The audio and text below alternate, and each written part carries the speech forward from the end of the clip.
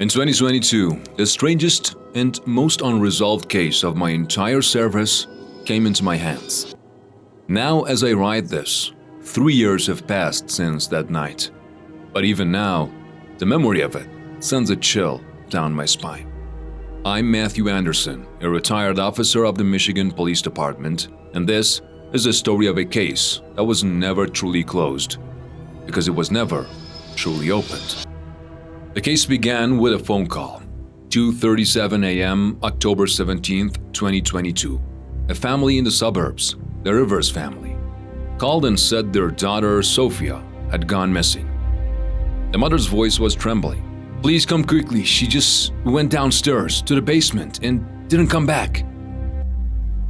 When we arrived, everything seemed normal. The house was old, with high ceilings and damp-stained walls. The father, a grim and quiet man, only said, "Sophia had been saying she heard sounds from the basement. We thought she was imagining things." Her mother, Linda, added through tears, "One night she said there was a woman down there. A woman who was crying. We didn't take it seriously. Was that a mistake?" We went downstairs with flashlights. The basement was dark and cold. The air smelled like mold and metal. There were shelves filled with old boxes, dusty books, and discarded items. Josh, my partner, whispered, "This place looks like a horror movie set." But what we saw was worse than any movie. Behind one of the shelves, we noticed the small footprints in the dirt. We moved the shelf aside, and there it was, a brick wall.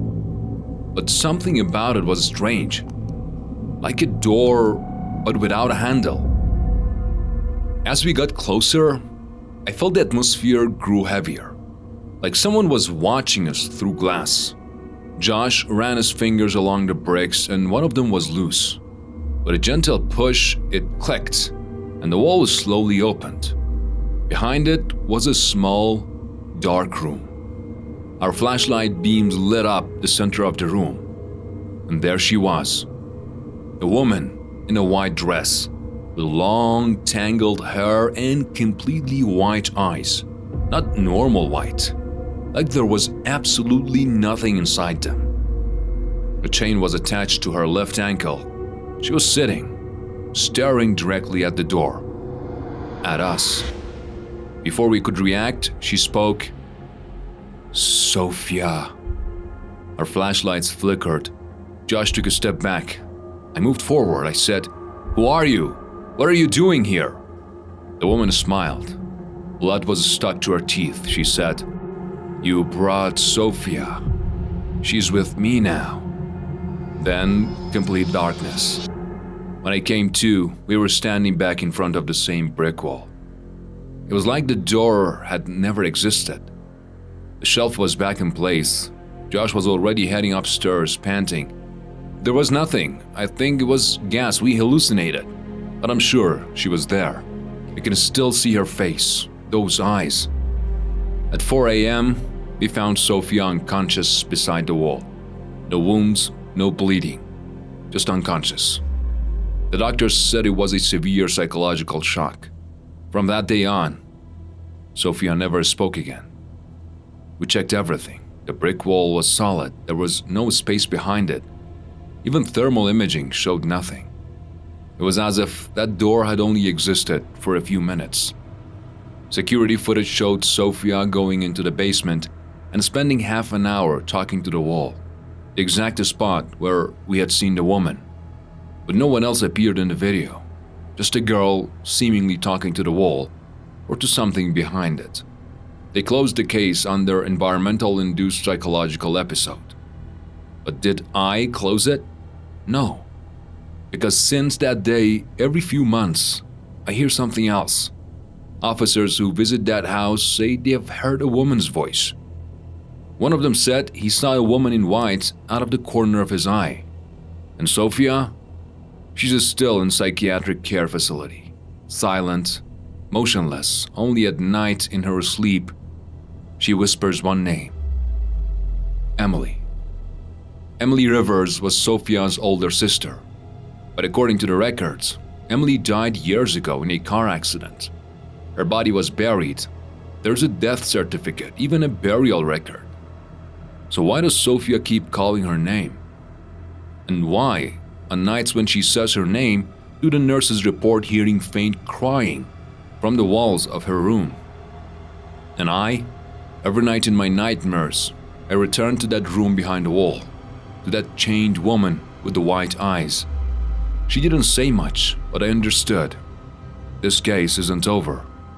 In 2022, when I retired, I took case file number 863 home.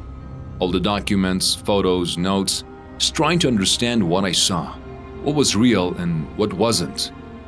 I have no answers. All I know is that I saw something that night I wasn't supposed to see. And since that day, the silence of night has never felt the same. Because always, I feel like someone is watching me from behind the wall. And sometimes, she cries. I'd be grateful if you could like the video before I continue the story. On February 22nd, 2019, one of the strangest and most endless cases of my service was assigned to me. I, Detective Elliot Green, have been working at the Woodburn Police Department for over 20 years.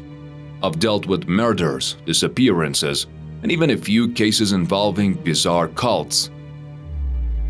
But nothing was like what happened at 42 Elm Street. It all started with a call from a neighbor.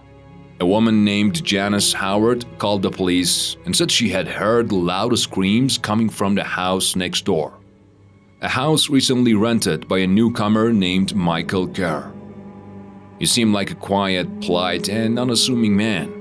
He had no criminal record, worked remotely as a programmer, and seemed to have moved from the city to the suburbs in search of peace. When my partner and I arrived at the house, the door was open. No one responded.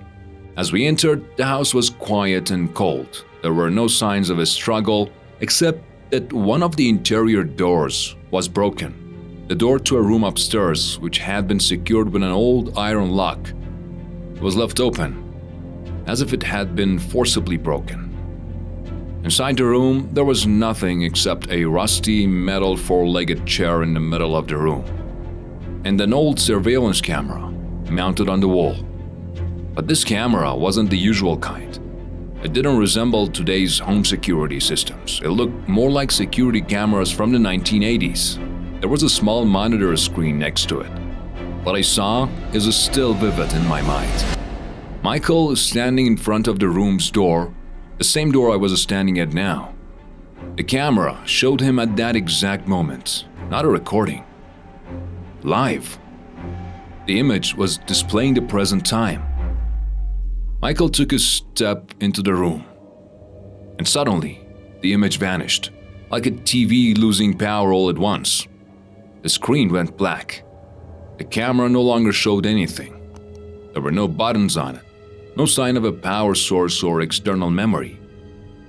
At that very moment, a loud but muffled scream echoed from somewhere in the house. We ran, searched every floor. There was no trace of Michael, as if he had never been in the house. We contacted the landlord, a woman named Margaret Halloran. When she arrived, she wasn't shocked, not even anxious. The only thing she said was, "I told him not to open that door."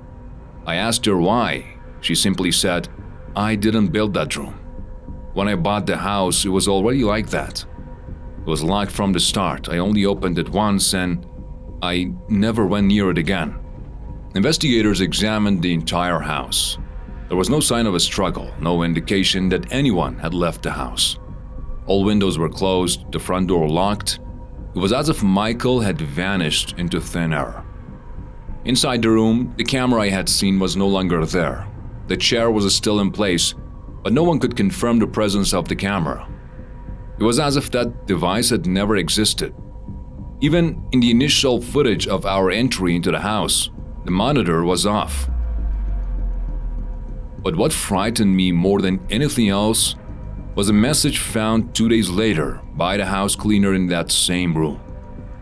Written in shaky handwriting directly on the wall with a pen. "I'm still here.